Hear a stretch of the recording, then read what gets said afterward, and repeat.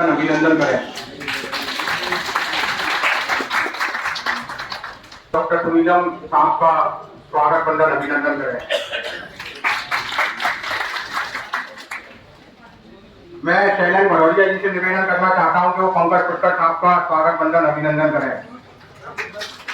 गोपाल शर्मा जी से निवेदन करना चाहता हूं कि वो अरविंद श्रीवास्तव जी का स्वागत। संगठन है इंडियन एसोसिएशन ऑफ लॉयर, उसके बारे में 2 मिनट आपसे चर्चा करें।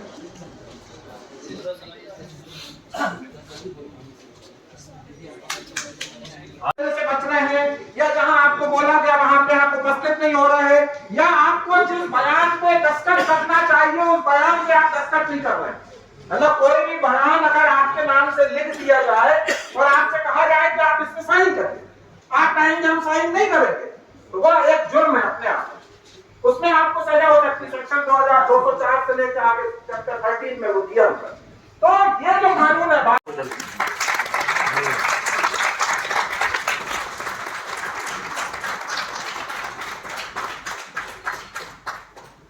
बहुत धन्यवाद। ग्वालियर के सारे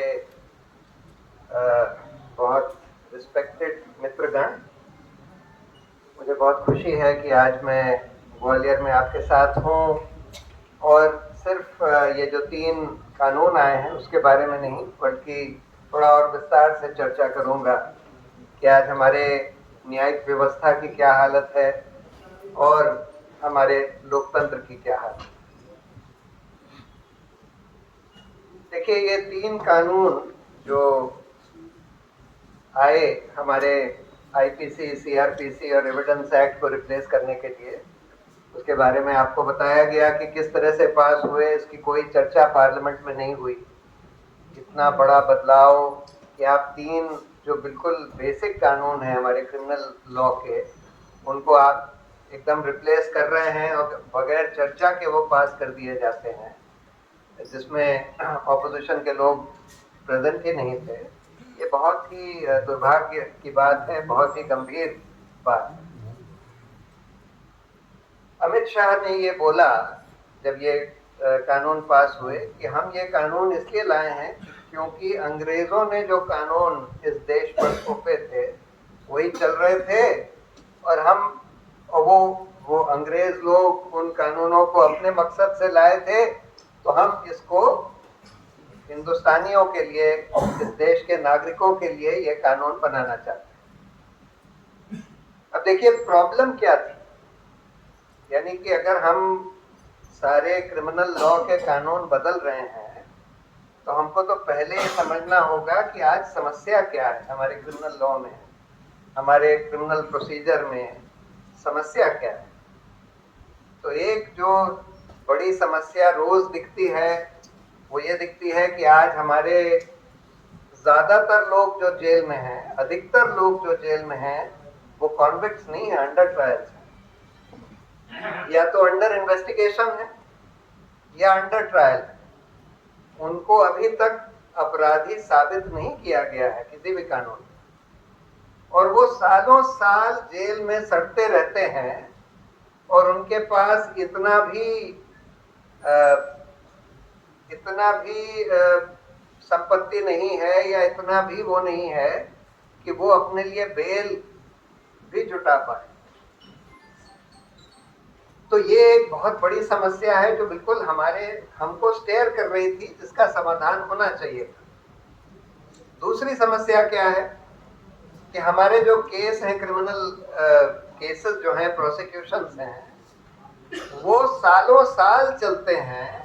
कभी कभी 10-10, 15-15, 20-20, 25-25 साल चलते हैं, और आखिर में जब तय भी होते हैं और ये पाया जाता है कि भाई ये आदमी बिल्कुल निर्दोष था, जिसको आपने 15-20 साल से जेल में सड़ा दिया, उसके बाद भी उन पुलिस अफसरों के ऊपर जिन्होंने उसके ऊपर झूठा मुकदमा थोपा था, कोई कार्रवाई नहीं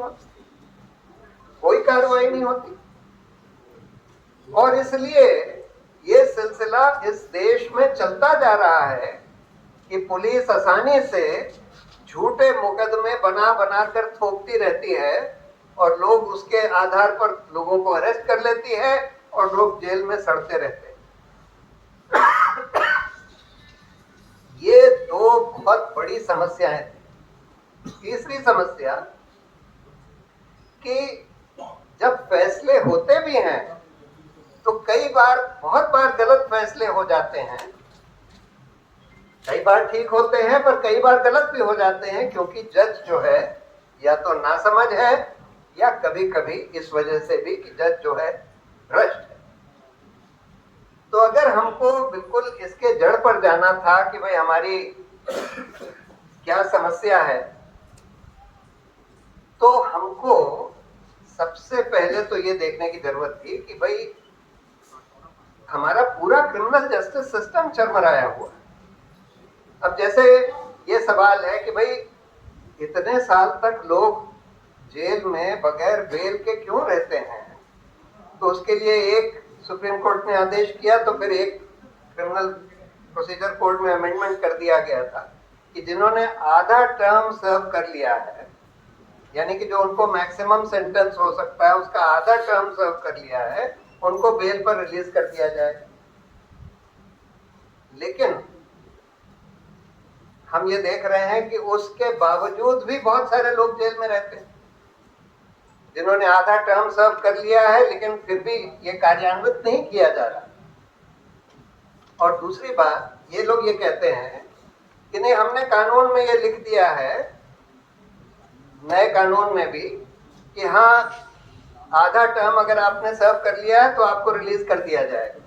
लेकिन उसमें ये भी लिख दिया है कि अगर आपके खिलाफ एक से ज्यादा केस चल रहे हैं तब आपने आधा टर्म सर्व भी कर दिया है, तब आपको रिलीज नहीं किया जाएगा। मतलब ऑटोमेटिक रिलीज नहीं होगा, आपको फिर जो कोर्ट से बेल लेनी पड़ेगी। तो इसके चलते हुए ये सिलसिला जो आज चल रहा है कि भाई अधिकतर लोग सालों साल तक जेल में सड़ते रहते हैं, अंडर ट्रायल रहते हैं, ये सिलसिला अभी भी चलता रहेगा। अगर आपको ये एड्रेस करना था तो आपको पूरा हमारा क्रिमिनल जस्टिस सिस्टम है, इसको ओवरऑल करने की जरूरत है। इसको ओवरऑल करने के लिए सबसे पहले तो हमको पुलिस को ओवरऑल करना होगा, जो बार बार हम देख रहे हैं कितनी बार हजारों केसेस में झूठे मुकदमे बनाती है। कई बार पैसे लेने के लिए झूठे मुकदमे बनाए जाते हैं, और अगर वो जना पैसे नहीं देता तो उसके ऊपर झूठा केस थोप दिया जाता है, उसको अरेस्ट कर लिया जाता है, और इन पुलिस वालों की कोई जवाबदेही नहीं होती। बाद में जब पकड़े भी जाते हैं या बाद में जब कोर्ट ये बात कह देती है, मान भी लेती है कि इसके ऊपर बिल्कुल झूठा मुकदमा चलाया गया, तो उस पुलिस अफसरों की कोई जवाबदेही नहीं होती। अगर आपको इस क्रिमिनल जस्टिस सिस्टम को ओवरऑल करना था तो सबसे पहले तो आपको जो पुलिस रिफॉर्म्स, सुप्रीम कोर्ट ने कुछ आदेश दिए पुलिस रिफॉर्म्स के लिए, प्रकाश सिंह वाले केस में, जिसमें पुलिस को सरकार से स्वतंत्र बनाने के लिए कुछ आदेश दिए। उन बोला कि एक नेशनल सिक्योरिटी कमीशन बनना चाहिए, स्टेट सिक्योरिटी कमीशन बनने चाहिए, पुलिस एस्टैब्लिशमेंट बोर्ड्स बनने चाहिए, पुलिस कंप्लेंट्स अथॉरिटीज बननी चाहिए, इन्वेस्टिगेशन और लॉ एंड ऑर्डर पुलिस को सेपरेट करना चाहिए। अब वो आदेश दिए हुए 18 साल हो चुके हैं। 18 साल पहले सुप्रीम कोर्ट ने वो पुलिस रिफॉर्म्स के आदेश दिए, अभी तक उनको कार्यान्वित नहीं किया गया। और कौन उसके लिए जिम्मेदार है कार्यान्वित ना करने के लिए? ज्यादातर सेंट्रल गवर्नमेंट जिम्मेदार। तो सबसे पहले तो आप वो पुलिस रिफॉर्म्स जो सुप्रीम कोर्ट ने ऑर्डर करे हुए हैं उनको करिए। उसके बाद ये तो कम से कम कहीं कानून में लिखिए कि अगर ये पाया जाएगा कि भाई ये केस बिल्कुल झूठा, मनी लॉन्ड्रिंग एक्ट जिसमें ये अरविंद केजरीवाल, मनीष सिसोदिया वगैरह को अरेस्ट किया गया, इन दोनों कानून में बेल का प्रोविजन बिल्कुल फर्क कर दिया है। जैसे कि नॉर्मल क्रिमिनल लॉ में आप लोग जानते हैं कि सुप्रीम कोर्ट ने बोला है bail is the rule, jail is the exception. और बेल तभी डिनाई करी जाएगी अगर तीन में से एक कंडीशन कम से कम प्रेजेंट हो। या तो कोर्ट को लगे कि भाई इसको बेल दे दी गई तो ये भाग जाएगा, ट्रायल फेस ही नहीं करेगा। दूसरा, अगर इसको बेल दे दी गई तो ये एविडेंस से टैंपर करेगा।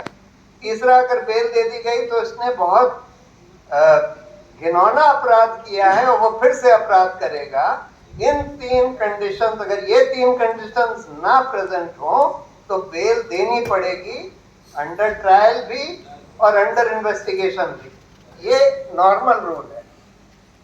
लेकिन अनफॉर्चुनेटली यूएपीए और पीएमएलए में बेल का प्रोविजन रिवर्स कर दिया गया है। उसमें ये जैसे नॉर्मल प्रोविजन है कि भाई you are presumed to be innocent unless you are found to be guilty by a court. यहाँ पर है you are presumed to be guilty unless for even for the purpose of bail unless you prove yourself to be innocent at the stage of bail itself. अब जैसे भीमा कोरेगांव, ये Delhi right, इसमें तो trial शुरू ही नहीं हुआ। उमर खालिद को जिस केस में अरेस्ट किया गया है, ट्रायल ही नहीं शुरू हुआ। आप कैसे ये प्रूव कर देंगे कि आपके खिलाफ प्राइमा फेसी केस ही नहीं है? लेकिन फिर भी सुप्रीम कोर्ट ने शोमा सेन के केस में ये बोला कल कि इनके खिलाफ कोई प्राइमा फेसी केस नहीं है और इसलिए उनको 6 साल के बाद बेल पर रिलीज किया, ट्रायल नहीं शुरू हुआ। लेकिन इसकी जवाबदेही किसकी होगी? 6 साल आपने उनको जेल में सड़ा दिया, किसकी जवाबदेही होगी? तो आपको सबसे पहले तो ये रिफॉर्म्स का सोचना चाहिए था जिसकी वजह से इतना ज्यादा सफरिंग हो रही है इनोसेंट लोगों की। आपने उसके बारे में कुछ नहीं किया। केसेस पेंडिंग है कि ट्रायल में 10 साल लगते हैं, 20 साल लगते हैं, उसमें आपने बस ये लिख दिया कि भाई जब जजमेंट रिजर्व होता है उसके 30 दिन के अंदर या 60 दिन के अंदर जजमेंट डिलीवर हो जाना चाहिए। अब लिख देना तो आसान है। पहली बात तो यह है कि जजमेंट रिजर्व होता है उसके 30 दिन या 60 दिन बाद। जजमेंट कई बार रिजर्व होता है 10 साल 20 साल बाद, उसका क्या? अगर आपको इसको सॉल्व करना था कि भाई क्रिमिनल ट्रायल जल्दी हो जाए, जल्दी खत्म हो जाए, तो आपको तो जुडिशियल रिफॉर्म्स करने की जरूरत थी। जुडिशियल रिफॉर्म्स क्या करने की जरूरत थी? 3 तरह के जुडिशियल रिफॉर्म्स तो तुरंत करने की जरूरत थी। पहला तो ये है कि भाई जो ऑर्डिनरी आदमी है, जिसके पास वकील करने के लिए पैसे ही नहीं है, जो अपनी बेल का प्रबंधन भी नहीं कर सकता, उसका आप कोई साधारण तरीका ढूंढिए कि भाई वो अपने आप को कैसे डिफेंड कर सके। उसके लिए कानून बनाया गया था, ग्राम न्यायालय एक्ट बनाया गया। ग्राम न्यायालय बनने थे हर ब्लॉक में। जैसे अभी आज कोर्ट्स जो हैं, सिविल कोर्ट्स, क्रिमिनल कोर्ट्स तहसील लेवल पर होते हैं, उससे छोटे स्तर पर ब्लॉक लेवल पर ग्राम न्यायालय पूरे देश में बनने थे। करीब 6000 ग्राम न्यायालय बनने थे इस कानून के तहत। और इन ग्राम न्यायालयों में सीआरपीसी, सीपीसी स्ट्रिक्टली